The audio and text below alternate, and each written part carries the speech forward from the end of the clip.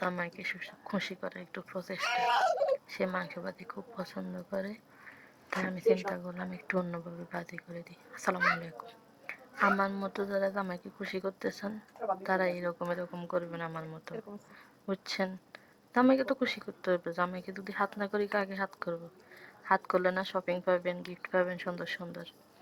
এই দেখুন কি সুন্দর করে বেঁধে নিয়েছি। আমি একটু মাংস নিয়েছিলাম, তাতে লবণ, মরিচ, হলুদ, মশলা দিয়ে ভালো করে মিশিয়ে নিয়েছি। বড় মাংসটাকে একটু কেটে কেটে নিয়েছিলাম, উপরের মাংসটা যাতে ভিতরে লবণগুলো ঢুকে, মশলাগুলো ঢুকে। এই জন্য আমি এটার সাথে একটু কর্নফ্লাওয়ার দিয়েছিলাম, যেহেতু বাসায় ময়দা ছিল না, কি আর করার, সামান্য কিছু দিয়ে করলাম আর কি। এই জন্য কর্নফ্লাওয়ারটাকে আমি এটার সাথে মিক্স করে নিয়েছি একটু ভালোভাবে। আপনারা খেয়াল করে দেখবেন যে আমি কিভাবে মশলাটা মিক্স করি। দেখুন আমি সবগুলো ছোট ছোট করে নিয়েছি, শুধু এক পিস বড় করে নিয়েছি, যে ও খাবে, ওর ভালো লাগবে। এই জন্য আমি ভালোভাবে সব কিছু নিয়েছি। একটু মরিচও নিয়েছিলাম, বাটা মরিচ, শুকনো মরিচ প্লাস দেখুন আমি কর্নফ্লাওয়ারটা দিয়ে দিচ্ছি ভালো করে মিক্স করার জন্য। অনেক ভালোভাবে করেছিলাম। আঠালো আঠালো একটু ভাব হয়ে গেছে। মজা থাকলে আর একটু ভালো হতো, তাহলে কিসমি ভাবটা আসতো আর কি। যেহেতু ওইটা নাই, এই জন্য এভাবে করা। তারপরে আমি ওইটাকে গরম তেলে ছেড়ে দেব। তেলটাকে একটু গরম করে নিতে হবে। গরম করে নেওয়ার পরে একটু একটু করে ছেড়ে দিতে হবে।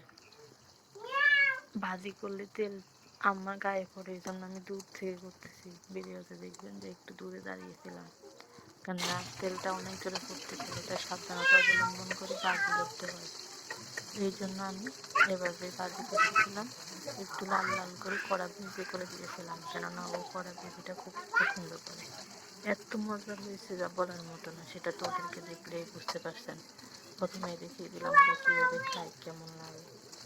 অনেক বেশি ভালো লাগছে। সাথে একটু টেস্টি সল্ট দিয়েছি আর একটু ম্যাজিক মশলা, তাহলে আরও বেশি প্রাণবন্ত লাগে। কলিজাটাও পছন্দ করে, এই জন্য ওইভাবেই কলিজাটাকেও ভেজে দিয়েছিলাম।